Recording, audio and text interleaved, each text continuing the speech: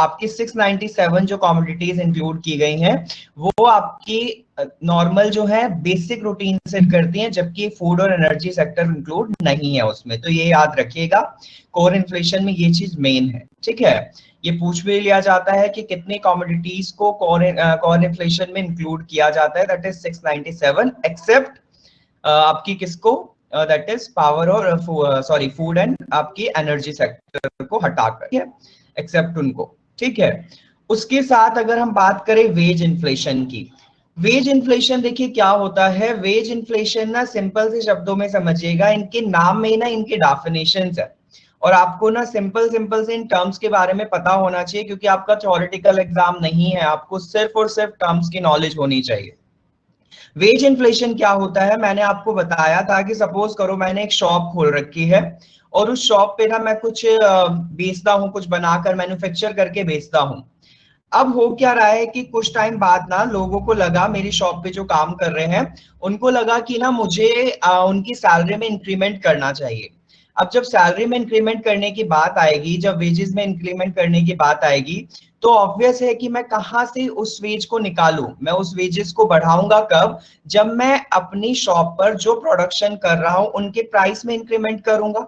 या तो मैं मैन्युफैक्चर कॉस्ट बढ़ाऊंगा या फिर मैं उनके प्राइसेस बढ़ाऊंगा, जो भी करूंगा तो मैं अपनी शॉप को उसी तरीके से हैंडल करूंगा। इट मींस अगर मैं पहले कोई चीज 10 की बेच रहा था और उनकी सैलरी थी 2000 रुपीज सपोज, तो होगा क्या कि अगर अब मैं किसी चीज को की जगह मैं 150 की बेच रहा हूँ, 150 की कर दी है मैंने, तो होगा क्या कि मैं उस चीज के लिए 50 रुपीज इसलिए बढ़ा रहा हूं क्योंकि मुझे वेजेस में इंक्रीमेंट करना है। तो वेजेस इंक्रीमेंट में सिंपल सा याद रखिएगा, जब जब किसी वर्कर को वेजेस इंक्रीमेंट करना होता है तो बेसिकली जहां पर भी वो काम कर रहे होते हैं वहां के प्रोडक्शन मैन्युफैक्चरर्स अपनी प्रोडक्शन कॉस्ट को इंक्रीमेंट करते हैं। इंक्रीज करने के बाद ही वो वेजेस में इन्फ्लेशन लेकर आते हैं, वेजेस को बढ़ाते हैं। क्लियर?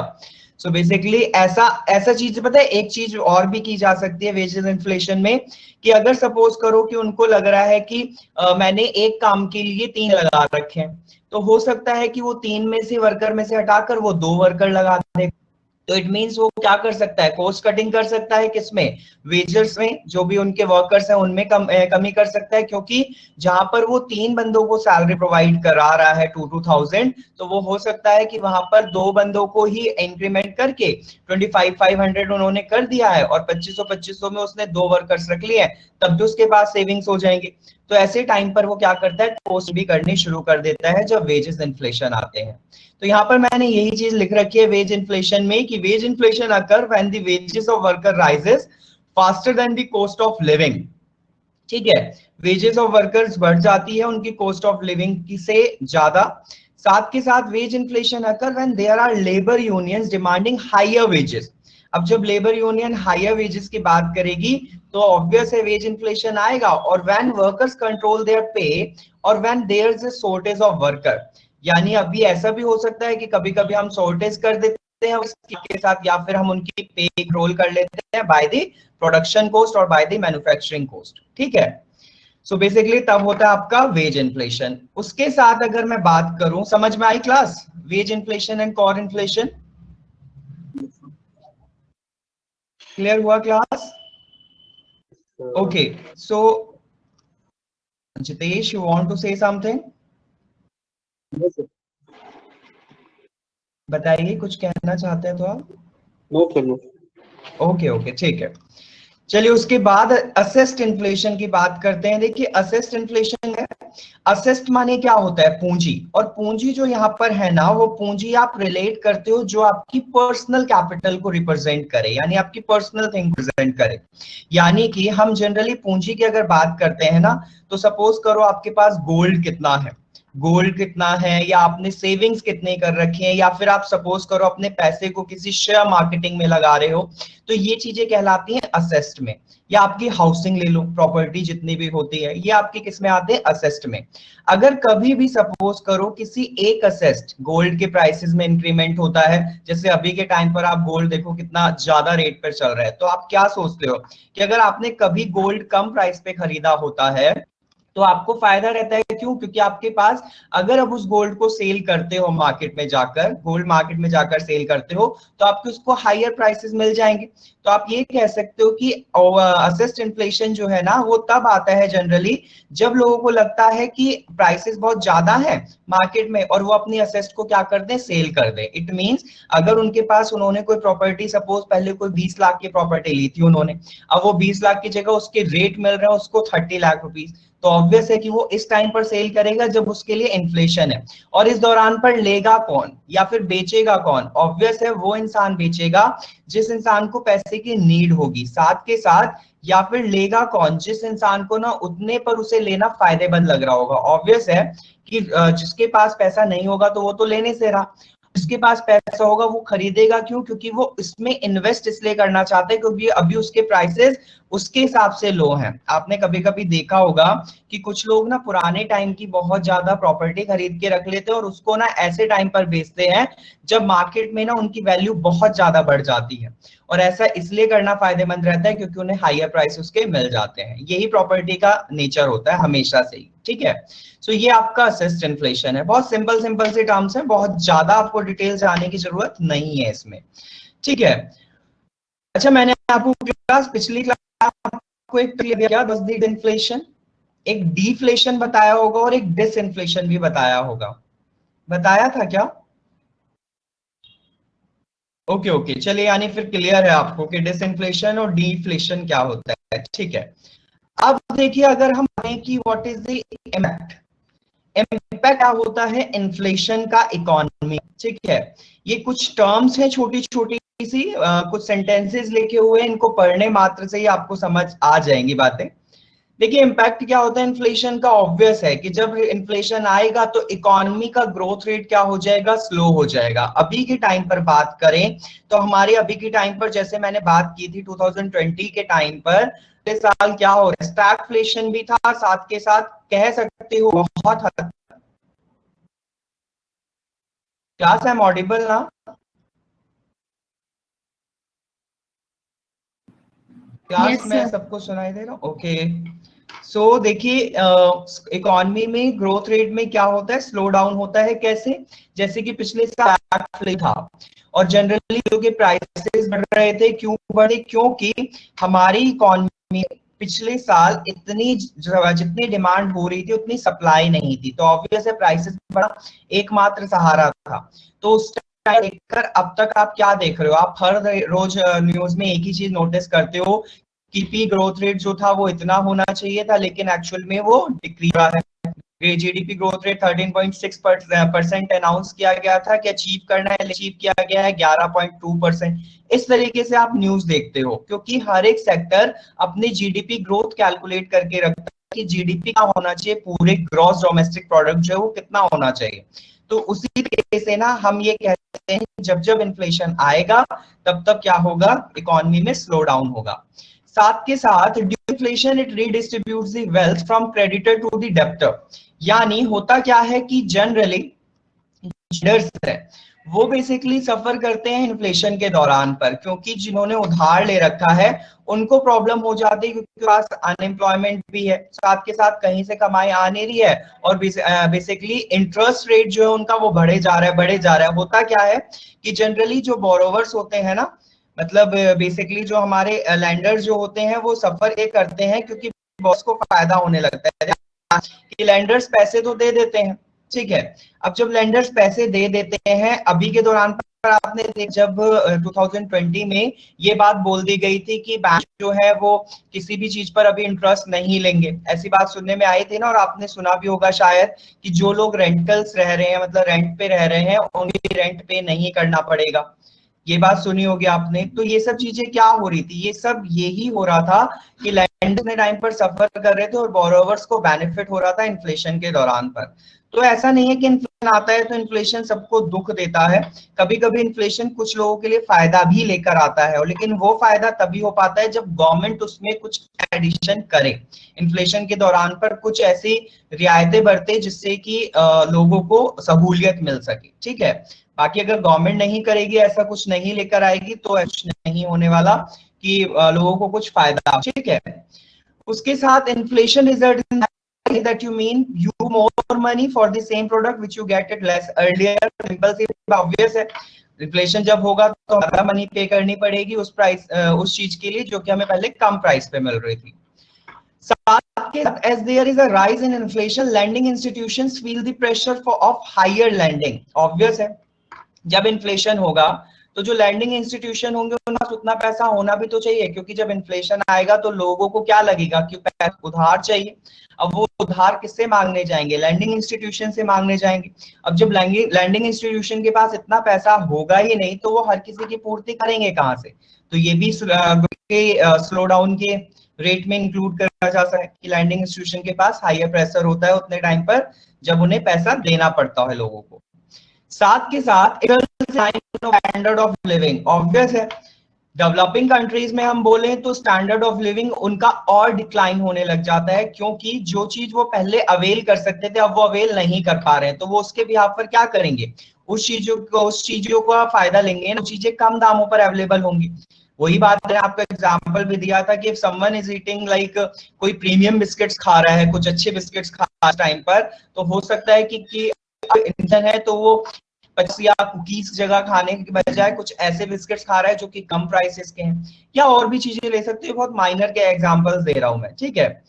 उसके बाद it usually helps the export segment economy but it benefits due to inflation. Obvious, inflation के दौरान पर ना एक्सपोर्ट्स को बेनिफिट होता है, क्योंकि एक्सपोर्ट्स अगर हम बात करें ना, कभी कभी इकोनॉमी में हमारी की चीजों के रेट इतने ज्यादा हो जाते हैं कि हम अपनी चीजों को अवेल नहीं कर पाते और हम बाहर की चीजों को अवेल कर लेते हैं. तो ऐसी जगह ऐसे टाइम पर ना एक्सपोर्ट को बेनिफिट मिल जाता है, क्योंकि एक्सपोर्ट उतने टाइम पर ज्यादा चीजें कम पैसों पर अवेल करा देते हैं. जैसे कि आपने सुना होगा, जैसे अभी पिछले सालों में अभी तो बंद हुई है चाइना के लिए, जब आप देख रहे थे कि चाइना जितना भी माल आता था, चाइना से फोन्स आते थे या चाइना के कुछ बने हुए मतलब कॉपीज आ रही होती थी, तो होता क्या था कि वही चीज हम अगर ओरिजिनल थे वो हायर प्राइस मिलती थी, जबकि हम कॉपी लेते थे तो क्या था, लोअर प्राइस में मिल जाती थी. ऑब्वियसली उतने टाइम पर एक्स को फायदा हो रहा था, हम अपनी चीजों को इस्तेमाल नहीं कर रहे थे.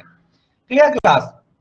उसके साथ नेक्स्ट चीज की बात है तो inflation give an economy of advantage of lower import and import substitution as foreign goods because increased inflation should increase the exchange rate currency depreciation. Obvious है कि अगर हम कभी भी एक्सपोर्ट्स को बढ़ावा देते हैं तो हमारा करेंसी का डेप्रिसिएशन होता है. करेंसी डेप्रिसिएशन होता है, करेंसी का तो डेप्रिसिएशन अभी भी है. हमारे रुपए के कंपेयर में डॉलर की अगर हम बात करें तो हमारी करेंसी डेप्रिशिएट होती है या नहीं होती है? होती है या नहीं होती क्लास? होती है सर. Okay good. मुझे ना बीच बीच में अपनी प्रेजेंस देते रहा करो क्लास, मुझे ना अच्छा लगे कि आप सब यहाँ पर हो. ऐसा है कि क्लास गूंगी हो गई है. अच्छा, नोट्स लिख रहे हो? Don't worry Shalu, don't write, actually provide these PDF to all of you ना. आपके पास पहले पहुंच गए क्या आरपीआई और के? सॉरी, पहुंच गए हो सब? ठीक है. तो चलिएगा उसके साथ इफ यू कैन ट्रीट तो मेमोराइज करना इजी रहता है ना. हाँ, ये तो है शालू, क्योंकि देखो हम जो लिखते हैं वो हमारे से लिखते हैं, आप जितना अंडरस्टूड कर पाते हो उसको आप अपने तरीके से लिख लिया करो, दैट्स गुड. ठीक.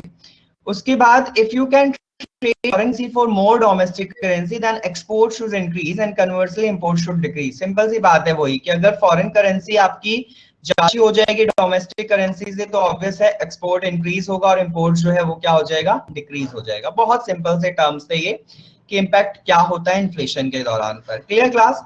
ये बस कुछ चीजें जो आपको दिमाग में रखनी है, ठीक है. पेपर में जो क्वेश्चन आएंगे ना क्लास, मैं ना पहले कुछ टॉपिक्स कंप्लीट कर दूं, टॉपिक्स कंप्लीट करने के बाद हम ना एक सेशन रखेंगे अपना 2-3 क्लासेस का, जिसमें ना मैं क्वेश्चंस डिस्कस करूंगा अबाउट योर टॉपिक्स, कि टॉपिक्स से क्वेश्चन कैसे बनकर आएंगे पेपर में. ठीक है. सो इस बात से आप बेचिंत रहिएगा. I will give my 100% to कि आपको इसमें कैसे फेस ऑफ करना है क्वेश्चंस को. तो इस बात से बेफिक्र रहिएगा कि सर कैसे आएंगे या कैसे नहीं आएंगे. जिनके लिए ये सब चीजें लोग भी बैठे होंगे जो पहले भी सुनी होंगी, कुछ इकोनॉमी बैकग्राउंड से होंगे, कॉमर्स बैकग्राउंड से होंगे, उनको बातें सब पता होंगी। ठीक, आप में से कौन कौन वैसे कॉमर्स बैकग्राउंड से है या फिर लाइक सीए जैसा कुछ ऐसा? प्लीज टेक्स्ट कमेंट करो जरा, थोड़ा सा पता चले कि कौन कौन। Sir I am from science background. Okay Shalu. Shahrukh Rana, आप कॉमर्स से हैं। शाहरुख, आप तो प्रेजेंस पर अपनी देते नहीं हो।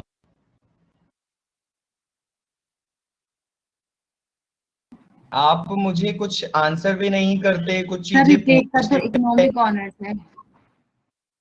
किसके पास? रितेश के पास। ऋतिक के पास? अच्छा, ऋतिक के पास इकोनॉमिक ऑनर्स है। अरे वाह, ग्रेट। मास्टर्स या अभी बैचलर्स चल रहा है?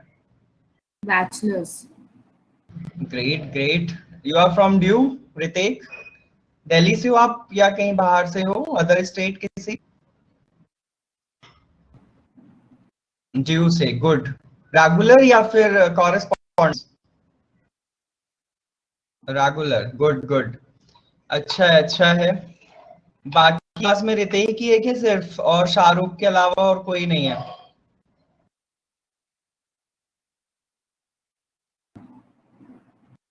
जितेश भी है लगता है। जितेश अब मैसेज कर रहे हैं साइंस से। ओके जितेश, ठीक है, हो सकता है। अच्छा, आपकी साइंस एंड टेक की क्लासेस हुई हैं क्या आपके बैच में? नहीं। साइंस एंड टेक नहीं हुआ है। इसमें एसएससी की भी स्टूडेंट बैठे हुए हैं ना? Yes sir. ओके ओके, सो ठीक है, साइंस एंड टैग भी मैं ही लूंगा, ठीक है, लेकिन पहले ये हो जाए कंप्लीट, उसके साइंस एंड टैग स्टार्ट की जाएगी। ठीक, तो साइंस एंड टैग भी मैं ही लूंगा, तब देखेंगे साइंस वाले स्टूडेंट्स को, शालू को, हाँ जितेश को, कि कितने एडवांस हैं ये। ठीक है, यस।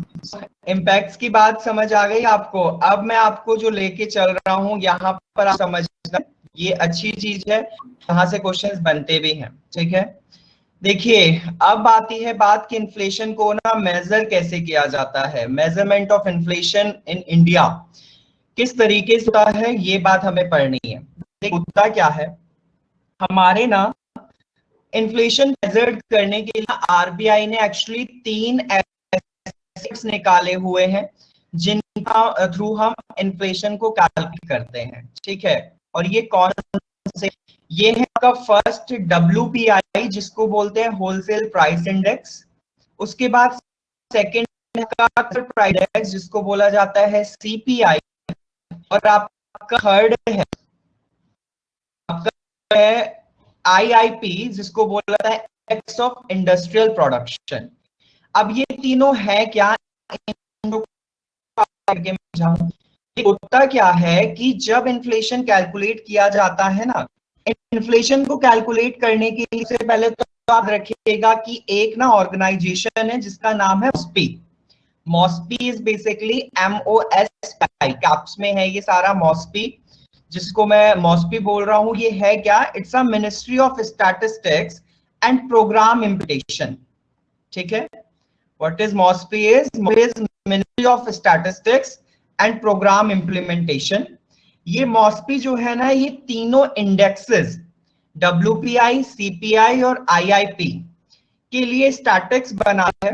और एक्चुअल में ये बनी कब थी? ये बनी थी आपकी 15 अक्टूबर 1999 में। ठीक है, 15 अक्टूबर 1999 में ये बनी थी, और इसका हेडक्वार्टर न्यू दिल्ली में है। ठीक है, इसका हेडक्वार्टर कहाँ है? न्यू दिल्ली में है। तो एक चीज तो आप ये याद रखिएगा कि इम्प्लीमेंट तो आपका सर ये रिपीट तीनों कर दो ना डेट।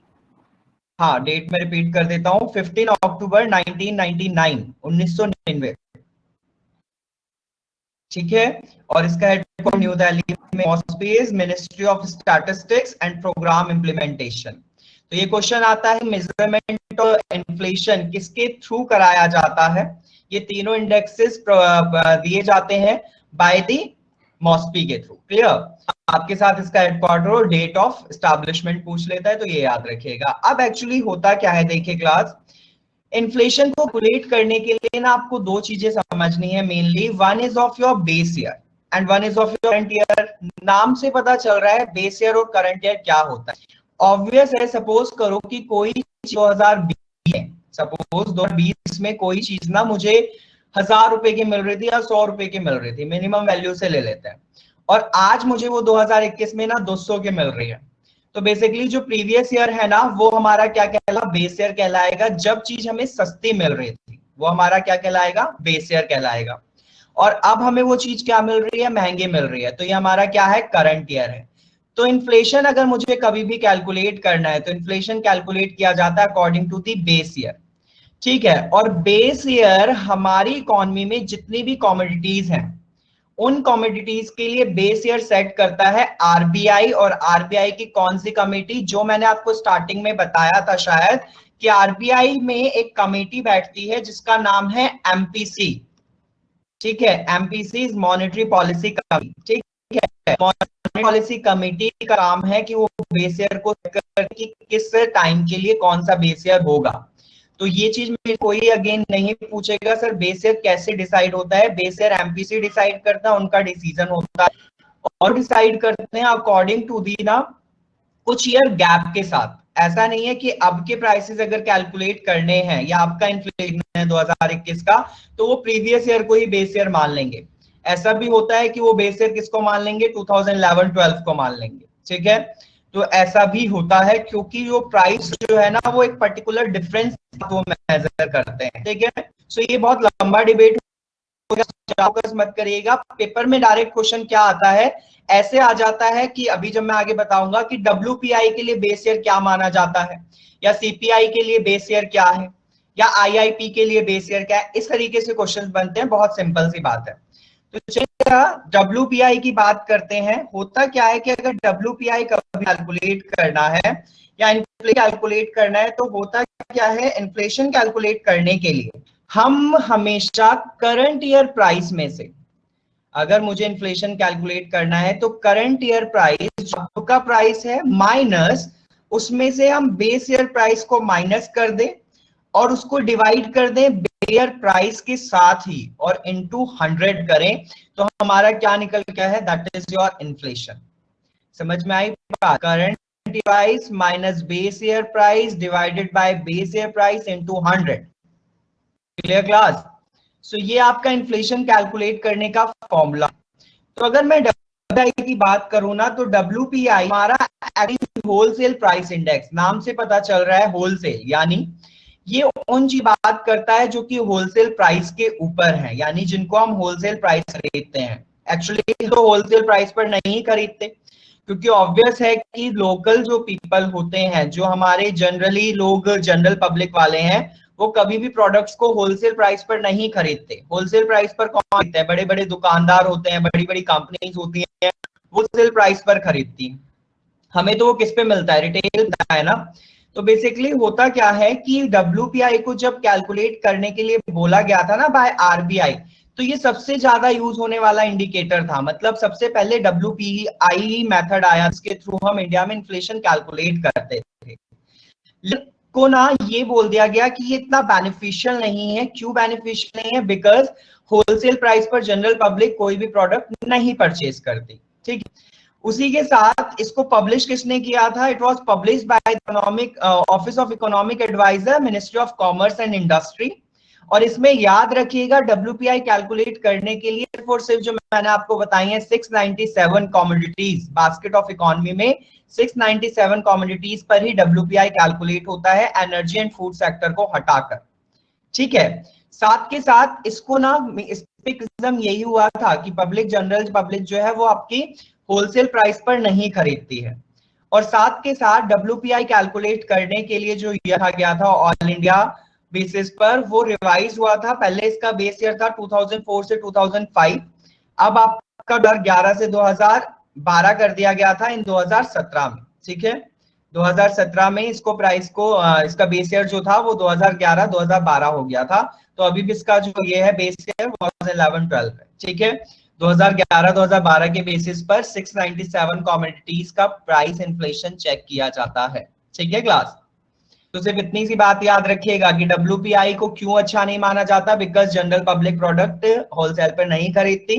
ये पहला इंडिकेटर था इंडिया में जो सबसे ज्यादा होता था, लेकिन इसको अब इतना नहीं माना जाता। अब जिसको फॉलो किया जाता है वो आपका कौन है, दैट इज योर सीपीआई।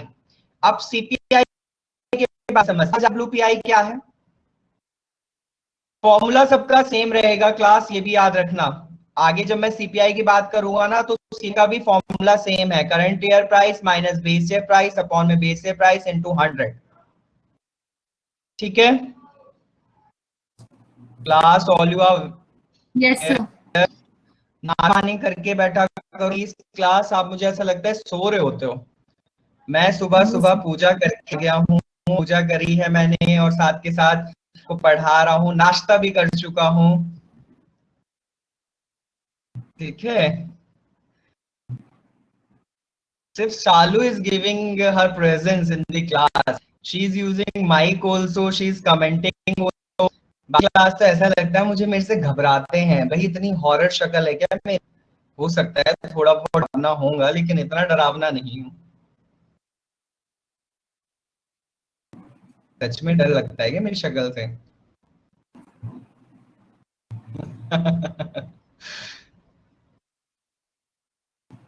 अच्छा, माइक सपोर्ट नहीं करता ऋतिक? अच्छा अच्छा। यू नो पहले मुझे क्लास में ना स्टूडेंट बोलते थे, पहले मेरी क्लास जब होती थी ना, मतलब सबको लगता है कि सर तो हमारी एज जैसे ही हैं, और सबको लगता था कि अरे सर कितने छोटे हैं, मतलब सर पढ़ाते होंगे। मैंने जब महिंद्रा आवाज इन महिंद्रा ऑल्सो, मतलब मैंने महिंद्रा में आया हुआ, महिंद्रा की ब्रांचेस में मैंने पढ़ाया हुआ है। You heard about Mahindra educational private limited? Yes sir. हाँ हाँ, तो मैंने वहां पर भी पढ़ाया है, उसके पहले भी, मतलब I have 6 to 7 years of experience in this field. So तब बच्चे यही कहते थे, मेरे तब बहुत लॉन्ग हेयर हुआ करते थे, मतलब तो काफी कम है, तब तो ऑलमोस्ट नेक तक आते थे। तो बच्चों को लगता था कि अरे सर इतने बड़े बाल और सर टीचर हैं, मतलब सबको लगता था कि नहीं सर टीचर नहीं हो सकते। धीरे धीरे वो होते थे, देन उनको लगता था अरे हाँ सर ठीक है ये वो, इस तरीके से बातें फिर बच्चों की समझ आने लग गई, बच्चे मुझे अप्रिशिएट करने लग गए। पहले बच्चों को लगता था कि अरे सर तो काफी है, सर क्या पढ़ाएंगे ये वो। कुछ बच्चे जैसे ही मैं क्लास में एंटर करता था, फर्स्ट डे होता था, तो बच्चे भी देते थे मतलब सर मतलब सर पढ़ाएंगे, सर सर आने वाले हैं, सर क्वार्टर होंगे मेरे हिसाब से, सुन लेता था। क्लास आती एक रिएक्शन होता था बच्चों को, बच्चे बोलते थे इतने छोटे होकर सर, मैं कहता था इतने बड़े होकर स्टूडेंट्स तुम सब।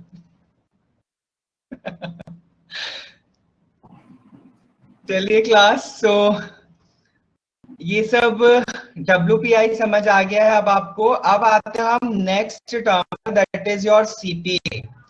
अब देखिए CPI जो है ना, CPI आपका basically consumer price index, obvious है।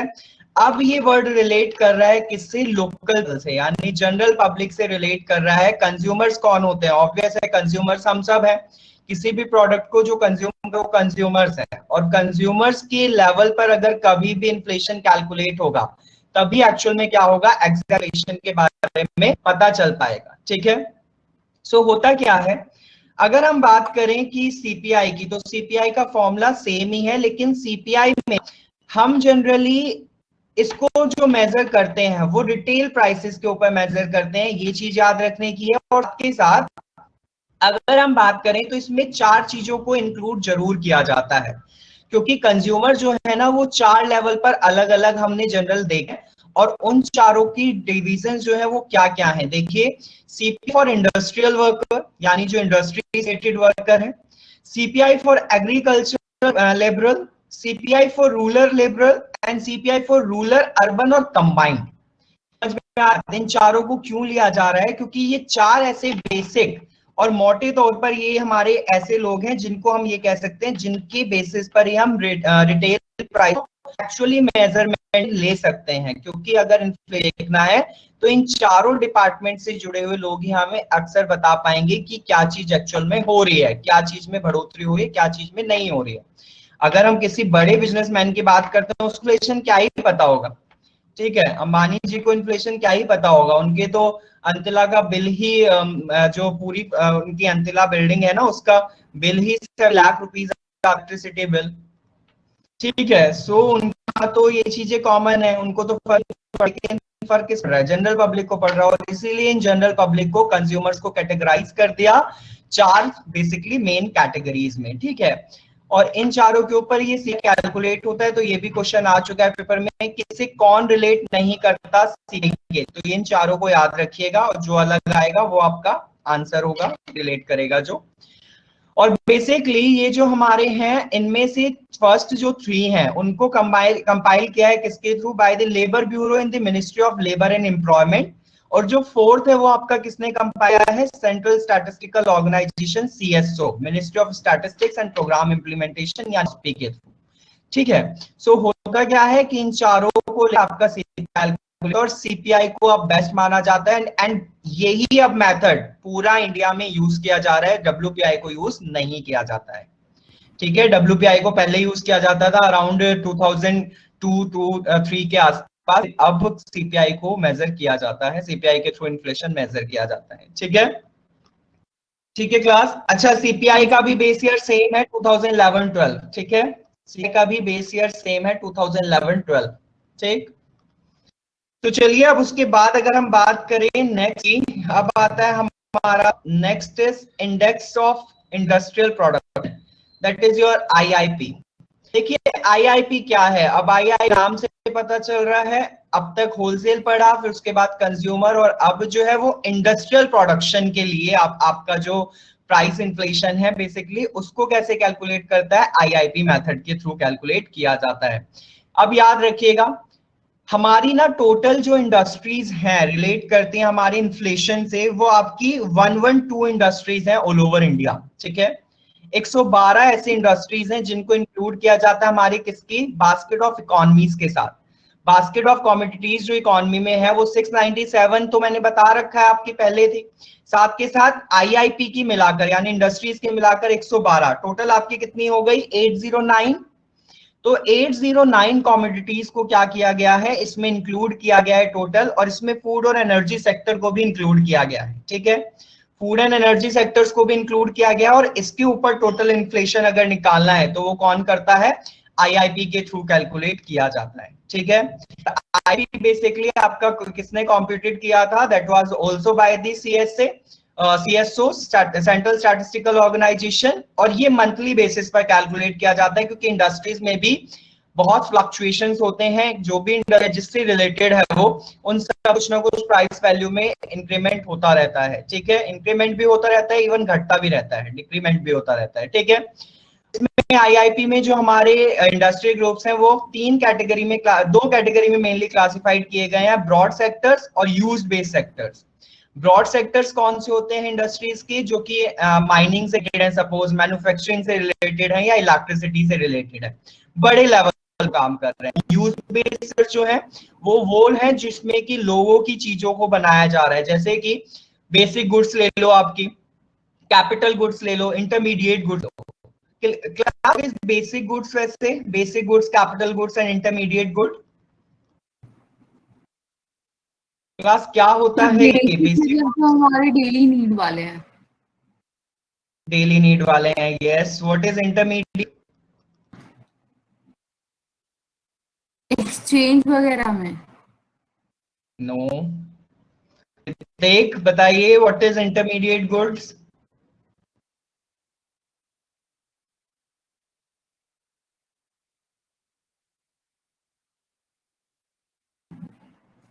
Semi finished good, yes exactly Ritek. देखिए इंटरमीडिएट गुड्स होती हैं वो गुड्स जो हमारी ना रॉ मींस आप कह सकते हो, सपोज करो वुड लकड़ी है, अब उससे बनकर आएगा क्या, चेयर्स। कोई और चीज लेते थे आप जो कि आप रॉ मटेरियल में, और उसको मैन्युफैक्चर्ड करके बनाया, अब पूरा कर बेचा जाएगा, प्रोड्यूस किया जाएगा, उसको हम सेमी फिनिश्ड गुड्स में, इंटरमीडिएट में रखते हैं। And what is capital goods, बताइए क्लास। ये सब लोग कहाँ हैं, भास्कर, पटिया और शालू चौधरी तो बोल रही हैं, पूजा, ये सब लोग कहाँ हैं भाई?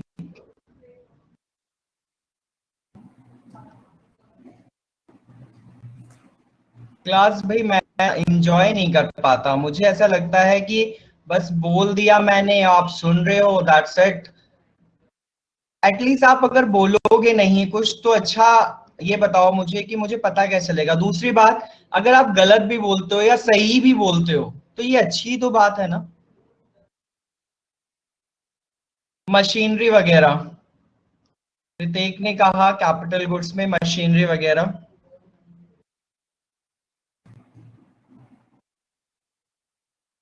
क्या भास्कर मेरी साइड से नेटवर्क प्रॉब्लम है या आपकी साइड से?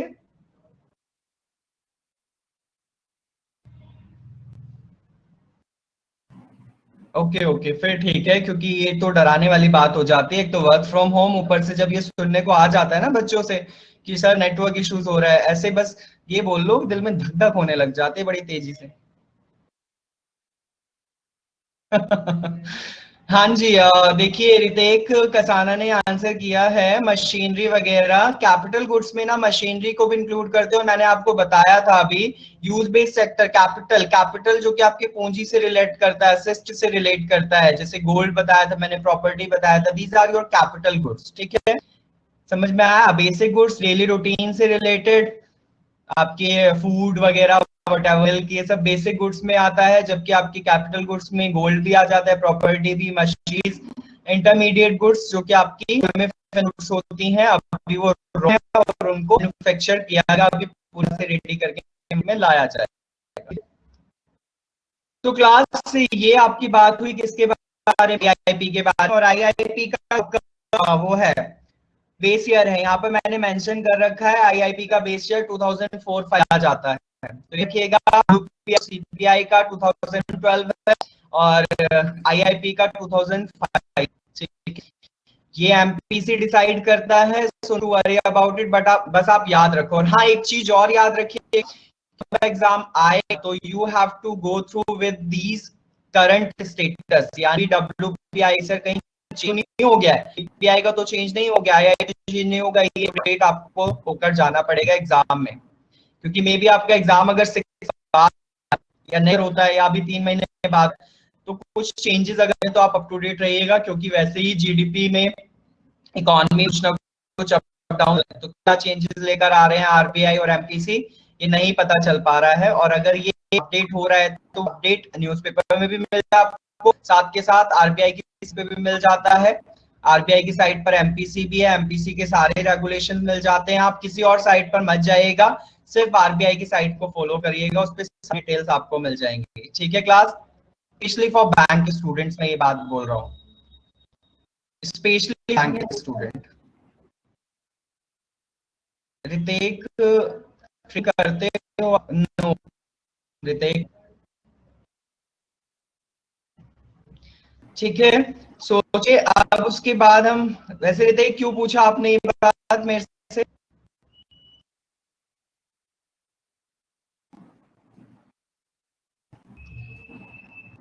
का बैच मैं ऑफलाइन ही लेता, बस एक दिन पहले ही लॉकडाउन अनाउंस हो गया था, पता है आपको?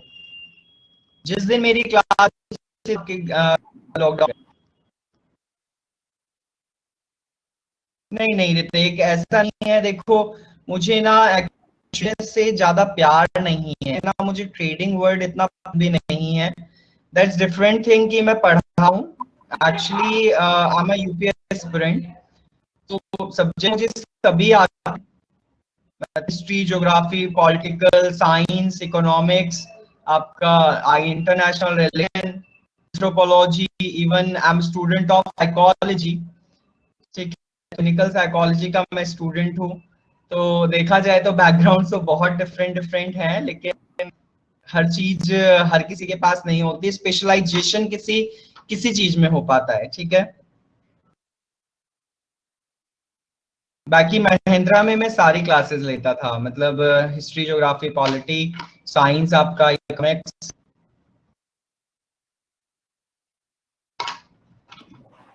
चलिए अब आप थोड़ा सा पढ़ लेते हैं पीआई वर्सेस डब्ल्यूपीआई, वही बातें हैं जो मैंने ऊपर ऑलरेडी करा दी हैं आपको कवर अप। ठीक है, देखिए WPI की अगर हम बात करें तो WPI ट्रैक करता था इन्फ्लेशन को एज अ प्रोड्यूसर लेवल पर, जबकि अगर हम बात करें CPI की तो CPI कैप्चर करता है changes in price at the consumer level. ठीक है, क्लियर बात ऊपर बता चुका हूं। दूसरी बात की बात करें तो both baskets major inflationary trends, the movement of the price signals with the broader economy, वो indices differ in which weightages are assigned to manufactured items. और है कि WPI वो फूड और आपके फ्यूल पर और मैन्युफैक्चर्ड आइटम्स पे फोकस नहीं करता था, और जो आपका CPI है वो इस पर फोकस करता है। तो इसीलिए यहाँ पर ये बोला गया है कि दोनों इंडेसेस एक दूसरे से डिफर है। उसके साथ capture the changes in the price of services which CPI does। obvious है, ये चीज भी बहुत बार पूछी गई है कि सर्विसेज का इन्फ्लेशन अगर है तो वो कौन कैलकुलेट करता है, थ्रू कैलकुलेट किया है या किस इंडेक्स के through, that is by CPI। WPI services को नहीं करता। ठीक है, उसके बाद अगर हम बात करें इन अप्रैल 2014 RBI had adopted the CPI as its measure of inflation, यानी CPI साल में 2014 में 2014 में अडॉप्ट किया गया था फॉर द मेजरमेंट इन्फ्लेशन। ठीक है क्लास, सो ये बात हुई है आपकी total about the inflation. Inflation के बारे में ना बहुत बार क्वेश्चन क्रीपिंग, क्रॉटरिंग, गैलोपिंग और हाइपर इन्फ्लेशन से बनता है, और हाँ इनके बारे में ना इंटरव्यूज में तो बहुत ज्यादा पूछा जाता है, क्रीपिंग, ट्रॉटिंग, गैलोपिंग और हाइपर इन्फ्लेशन के बारे में। CPI मोस्ट वांटेड है, CPI से बहुत क्वेश्चंस बनते हैं। साथ के साथ इन्फ्लेशन में आपका stagflation, deflation, डिस्फ्लेशन, in रीफ्लेशन in terms के बारे में भी बहुत बार पूछा गया है, इवन आपका मेंस में भी और आपका इंटरव्यू में। ठीक है, so class this is all about inflation. Clear हो गया सबको? क्योंकि we have time, so 5 minute का टाइम है, मेरे पास दूसरी PPT भी है। आई जस्ट वांट कि मैं थोड़ा सा उसे आपको स्टार्ट कर दूं, जिससे कि हम नेक्स्ट क्लास को मतलब अच्छे से और समझ लेंगे। ठीक है, सो कर दूं क्या मैं स्टार्ट? Yes sir. क्लास क्या शालू सिर्फ एक सिंगल स्टूडेंट है क्या इस क्लास में? मतलब जिसको ये जानने की इच्छा है कि क्या आगे क्या कोर्स में पढ़ना है। कर दो सर। जज्बाती हो जाते हैं जब कहता हूँ ना। चलिए करता अब next topic start is your monitor. ठीक है, तो coming to the next topic monetary policy. देखिए मॉनेटरी पॉलिसी क्या है, अब तक इस टॉपिक को आपने कवर कर लिया। इन्फ्लेशन तो दिमाग तरोताजा है, बातें हैं सारी। याद रखिएगा कि इन्फ्लेशन को ही कंट्रोल करने के लिए क्या बनाया जाता है, मॉनेटरी पॉलिसी को बनाया जाता है। मॉनेटरी पॉलिसी को हम हिंदी में बोलते हैं मुद्रास्फीति। ठीक है, हिंदी वाले स्टूडेंट हैं क्या किस क्लास में? कुछ हिंदी मीडियम से तो नहीं है? नहीं है।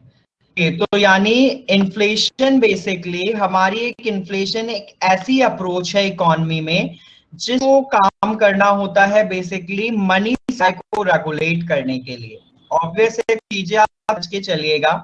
मैंने आपको ना बताया था कि एक आपने टर्म्स सुनी होगी शायद, न्यूज़पेपर्स में ना हर बार भरी रहती है ये बातें कि RBI ने CRR में इतना चेंज किया, RBI ने बैंक रेट में इतना चेंज किया, RRB ने रिवर्स रेपो रेट में इतना चेंज किया। ऐसी चीजें सुनी है आपने? Yes. क्या ये टर्म्स सुनी है? CRR, repo rate, reverse repo rate का, बैंक रेट। सो ये बेसिकली ना हमारे ये टर्म्स जो है ना, ये सारी टर्म्स आपकी रिलेट करती हैं किससे? मॉनेटरी पॉलिसी से रिलेट करती हैं। और ये कैसे रिलेट करती हैं? ऑब्वियस है, अगर सपोज मैं बात करूं, हमारे ना RBI बैंकर्स ऑफ बैंक तो है, तो RBI हर एक बैंक को रेगुलेट करे। और सपोज करो RBI के थ्रू या बैंक्स के पास कभी भी पैसे होती है ना, तो वो RBI के पास जब पहुंचते हैं तो RBI से कहा, RBI तो बाकी बैंक जो है वो उनके बच्चे। ठीक है, तो RBI ने को उन्होंने बैंक्स ने कहा कि हमें ना 100 करोड़ की जरूरत है। एग्जाम्पल दे रहा हूं मैं, थोड़ा सुनिएगा। उन्होंने कहा कि हमें 100 करोड़ की जरूरत है, तो RBI 100 करोड़ की जरूरत है, तो उसने कहा कि चलो 100 करोड़ आपको दे दूंगा, लेकिन ये बताओ मुझे रिटर्न कब तक करोगे और रिटर्न कितना एक्स्ट्रा करोगे। तो बैंक ने कहा कि ऐसा करें, हम आपको 30 डेज में या फिर आप 3 मंथ्स में, 90 डेज में आपको ना 105 करोड़ रुपीस रिटर्न कर। अब जब उन्होंने ये बात, तो आरबीआई ने कहा चलो ठीक है, आपको अगर कह रहे हो आपकी 90 डेज में आप रिटर्न कर दोगे तो मैं आपको 105 करोड़ रुपीस आपको रिटर्न करना है, मैं आपको 100 करोड़ दे रहा हूँ। यानी जो उस पे उसने 5 करोड़ एक्स्ट्रा बताए हैं बैंक ने कि 5 करोड़ हम एक्स्ट्रा दे देंगे आपको, आरबीआई को एक्स्ट्रा दे देंगे, तो यानी वो 5 करोड़ उसने इंटरेस्ट लगाकर दिए हैं बैंक ने, किसको, आरबीआई को। और वो क्या कहलाता है, वो कहलाता है आपका एक तरीके से रेपो रेट। ठीक है, तो रेपो रेट जो है ना वो आरबीआई ने डिसाइड किया। अब सपोज करो, एक टर्म बता रहा हूं मैं आपको, दैट इज कॉल्ड एसएलआर। ठीक है, एसएलआर। एसएलआर की फुल फॉर्म जो होती है ना वो होती है statutory liquidity ratio. SLR statutory liquidity ratio. SLR क्या होता है, अब सपोज करो कि हमारे आरबीआई के पास ना बैंक्स आए और उन्होंने कहा कि हमें ना इतने की जरूरत है, बैंक ने से पैसे दे दिए, आरबीआई ने बैंक को पैसे दे दिए। अब सपोज करो कि बैंक को ना कुछ चीजें अपने पास सेव कर, अब बैंक क्या करा, बैंक अपने ही अमाउंट का कुछ पोर्शन ना अपने पास सेव कर लिया, अपना सेव कर लिया। और वो सेव कैसे कर लिया, होता क्या है कि आपने शायद एक टर्म सुनी होगी, करंट डिपॉजिट सेविंग्स अकाउंट, आपका करंट अकाउंट और आपकी एफडी, ये चीजें सुनी होंगी। तो हर बैंक्स में अपने अपने हर एक बैंक में लोग क्या करते हैं, ये चीजें ओपन करा कर रखते हैं, करंट अकाउंट हो गया, सेविंग अकाउंट, एफडी, ये सब करके रखते हैं ऑलमोस्ट ज्यादातर लोग। तो होता क्या है कि हर बैंक के पास ना अपने जितने भी करंट अकाउंट्स और सेविंग अकाउंट्स, एफडी होते हैं, उनको परसेंट उनके पास रिजर्व रही है। अगर सपोज करो बैंक के पास 100 करोड़ रुपीस का ही टोटल अमाउंट था, करंट अकाउंट का, सेविंग अकाउंट का, एफडी का, तो उसमें से उसने क्या करा, 4% अपने पास रख लिया, उसका 4%। यानी उसमें से उसने क्या करा, 100 करोड़ में से उसका 4% रिजर्व करके अपने पास रख लिया, तो वो उसका एसएलआर बन जाता है। और जैसे ही वो एसएलआर बनता है ना, तो बैंक्स क्या करते हैं, उस एसएलआर को एज ए इस्तेमाल करने लग जाते हैं लोन प्रोवाइडिंग के लिए। यानी जिन लोगों को उसकी जरूरत होगी तो वो उसको लोन देना शुरू कर देंगे। अब जब लोन देंगे, मान लो बैंक ने ये कहा कि मैं बहुत कम इंटरेस्ट पर लोन प्रोवाइड करूंगा, तो बैंक ने जब ये बात अनाउंस की तो जिन लोगों ने थी उन्होंने सोचा कि अरे कम इंटरेस्ट पे लोन दिया जा रहा है तो क्यों ना हम लोन ले लेते हैं, तो वो बैंक्स के पास चले गए। लेकिन बहुत सारे लोग इकट्ठे जब हो गए, सब उन्होंने जिनको नीड बैंक को देना पड़ रहा है पैसा, तो होगा क्या कि बैंक ने इंटरेस्ट कम कर रखा, बैंक क्या कर देगा, उस इंटरेस्ट रेट को बढ़ा देगा। अब बैंक इंटरेस्ट रेट को बढ़ा देगा तो लोन की डिमांड क्या हो जाएगी, कम होगी। अब जैसे ही डिमांड कम होगी, क्योंकि लोगों को तो अभी तक कम इंटरेस्ट पे मिल रहा था, जब वो लोगों को इंटरेस्ट पे मिलेगा तो लोग क्या सोचेंगे, अब तो ज्यादा पे करना पड़ेगा, तो अब तो हम लोन नहीं लेंगे। तो उस दौरान पर आप क्या देखोगे कि इस तरीके से मनी की फ्लो को ना रेगुलेट कर लिया गया। यानी पहले मनी की फ्लो ज्यादा हो रहा था मार्केट में, लोन बहुत ज्यादा देने की बात की जा रही थी, और अब जो है मनी फ्लो क्या किया हो रहा है, कंट्रोल हो रहा है, क्योंकि इंटरेस्ट रेट बढ़ गया है और मार्केट में अब लोगों की डिमांड इतनी नहीं होगी। तो ये एक ऐसा एग्जांपल दिया है मैंने जो कि मॉनेटरी पॉलिसी का ही एग्जांपल है कि मॉनेटरी पॉलिसी किस तरीके से मनी फ्लो को कंट्रोल करती है मार्केट में। ठीक है, सो देखिएगा, आरबीआई का जो मेन ऑब्जेक्टिव है मनी फ्लो को कंट्रोल करने, वो बेसिकली आपका क्या है, monetary policy refers to all those operations which are to control the money supply and money, आपको बात बता दी। और ऑब्जेक्टिव क्या का, मेंटेनिंग द प्राइस स्टेबिलिटी, यानी जो मार्केट में price stability, flow of credit to productive sectors, जितने भी प्रोडक्टिव सेक्टर्स हैं जो कहीं ना कहीं जीडीपी से रिलेट करते हैं, उन प्रोडक्टिव सेक्टर्स का फ्लो ऑफ क्रेडिट क्या रहे, एडुकेट रहे, एकदम एग्जैक्टली रहे, सही चलता रहे। Promotion of the productive investments and the trade, जितने भी प्रोडक्शन है, प्रोडक्टिव इन्वेस्टमेंट्स और ट्रेड है, उनको प्रमोट होता रहे, उनको प्रमोशंस मिलता रहे।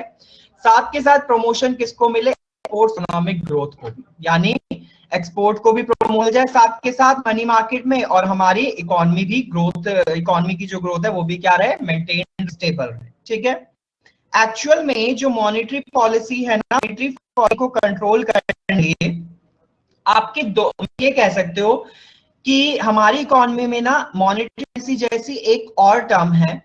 होता क्या है कि मनी फ्लो को कंट्रोल करने के लिए आरबीआई भी एक्ट कर सकता है और आपका कौन कर सकता है, गवर्नमेंट ऑफ इंडिया भी एक्ट कर सकता है। लेकिन एक्चुअल में आरबीआई ही मेन फोकस करता है मनी फ्लो को कंट्रोल करने की और लिए, और ये जो पॉलिसी है मॉनेटरी पॉलिसी, ये बनाई किसके थ्रू जा रही है, only by the RBI.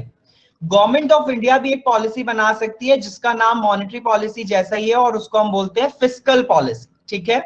So basically fiscal policy को आपको इतना फोकस नहीं करना है, ना ही पेपर में क्वेश्चन बनता है फिस्कल पॉलिसी से, बैंक में खासकर आपका क्वेश्चन मेनली बनता है किससे, सिर्फ और सिर्फ मॉनेटरी पॉलिसी से। तो याद रखिएगा मॉनेटरी पॉलिसी कौन बनाता है, आरबीआई, जबकि आपका फिस्कल पॉलिसी कौन बनाता है, गवर्नमेंट ऑफ इंडिया बनाता है, ठीक है।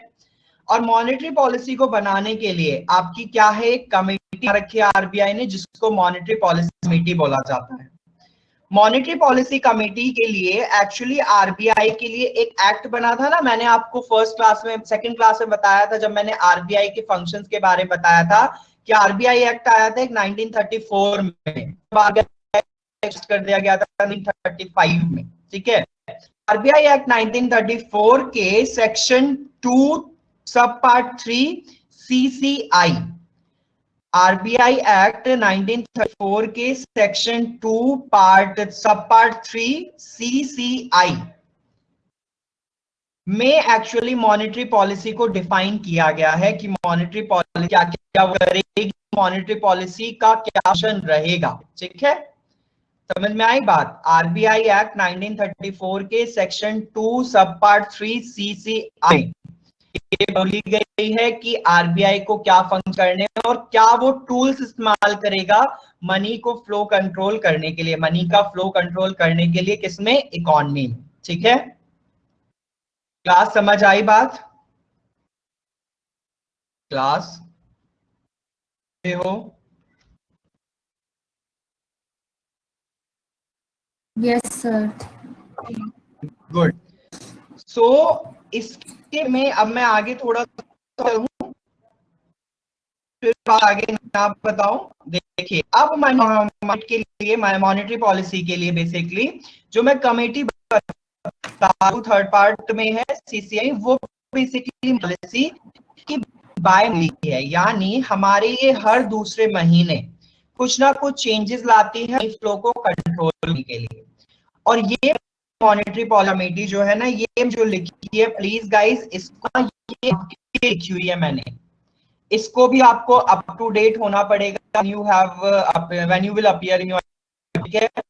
मॉनेटरी पॉलिसी में अभी जो के मेंबर्स हैं वो मैं किए हैं, उतने टाइम कौन होंगे गॉड नोस, क्योंकि 2 महीने बाद इनकी बैठक होती है। बाकी इनका जो होता है ना वो 4 इयर्स का होता है, ठीक है। इनका जो टेनर है वो 4 इयर्स का हो, इसके जितने भी मेंबर्स हैं, ठीक है। और इन मेंबर्स को 4 इयर से पहले भी हटाया जा सकता है और रीअपॉइंट भी किया जा सकता है, ठीक है। तो बेसिकली देखिएगा अभी अगर हम बात करें मॉनेटरी पॉलिसी कमेटी में ना, आपको ये आई थी कि आपके 6 मेंबर्स होते हैं टोटल, मॉनेटरी पॉलिसी में 6 मेंबर्स होते हैं, जो कि 3 होते हैं वो आपके गवर्नमेंट ऑफ इंडिया से होते हैं और जो 3 होते हैं वो आपके कहां से होते हैं, बाय द आरबीआई के थ्रू, ठीक है। 3 member from the government of India, 3 members from the RBI. अभी जो मेंबर्स हैं वो कौन है, देखिए current RBI governor, monetary policy committee first member RBI governor है जिनका नाम शक्तिकांत दास है, ठीक है। अदर आरबीआई मेंबर यानी जो 2 बचे हैं वो कौन है, डिप्टी गवर्नर, जो कि बेसिकली इंचार्ज बनते हैं किसके, मॉनेटरी पॉलिसी का नाम है मिकेल पत्रा, ठीक है। साथ आपके एग्जीक्यूटिव डायरेक्टर जनक राज, ठीक है, ये आरबीआई के अदर मेंबर हैं। तो ऊपर वाले दोनों कौन हो गए आपके, आरबीआई के 3 मेंबर हो गए, एक गवर्नर दूसरे डिप्टी गवर्नर। डिप्टी गवर्नर 4 होते हैं और अभी के टाइम पर 3 है, उनमें से एक जो है वो आपके ये हैं डिप्टी गवर्नर मिकेल पत्रा, ठीक है, और आपके executive director Janak Raj. And जो बाकी बचे हैं आपके 3 मेंबर गवर्नमेंट ऑफ इंडिया से, वो करंट नॉमिनेटेड मेंबर जो है वो है अशिमा गोयल, जयतार वर्मा और शशांक भिड़े, ठीक है। ये बेसिकली आपके 3 गवर्नमेंट ऑफ इंडिया से मेंबर हैं और ये स्पेशल इकोनॉमिक सेक्टर से लिए जाते हैं।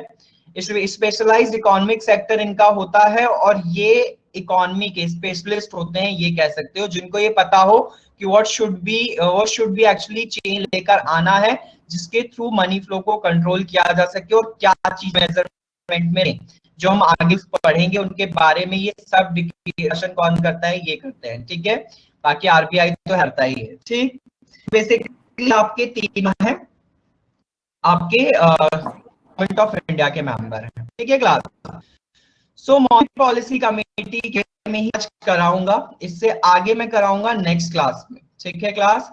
अभी तक की बात समझ हो गई, क्लियर हुआ सबको? तो मॉनिटरी पॉलिसी को प्लीज थोड़ा सा करके आइएगा, घर से पढ़ के आइएगा, जिससे कि आने वाले जो आगे टूल्स हैं जिनके बारे में हम पढ़ेंगे, जिससे मॉनिटरी पॉलिसी मनी फ्लो को कंट्रोल करेगी, वो क्या है और कैसे हेल्प करते हैं। फॉर्मर भी पूछते हैं, नहीं है एक्चुअली निशा, मुझे लगता नहीं, फॉर्मर तो नहीं मैंने देखे हैं। बाकी फर्स्ट में कभी देखो कोई ऐसे ही एग्जाम बनाने वाला होगा तो मे भी रख दे, बाकी पूछा करंट ही जाता है ज्यादातर। बैंक्स के एग्जाम में तो करंट ही पूछे जाते हैं निशा।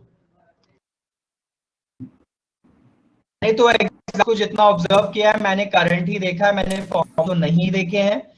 और अगर आ जाए तो देखो मैं कह नहीं सकता, आप प्रीवियस अपडेट रहे, मतलब कि पिछला कौन था और अब कौन है, ऐसे इतना याद रख लोगे तो हो जाएगा, ठीक।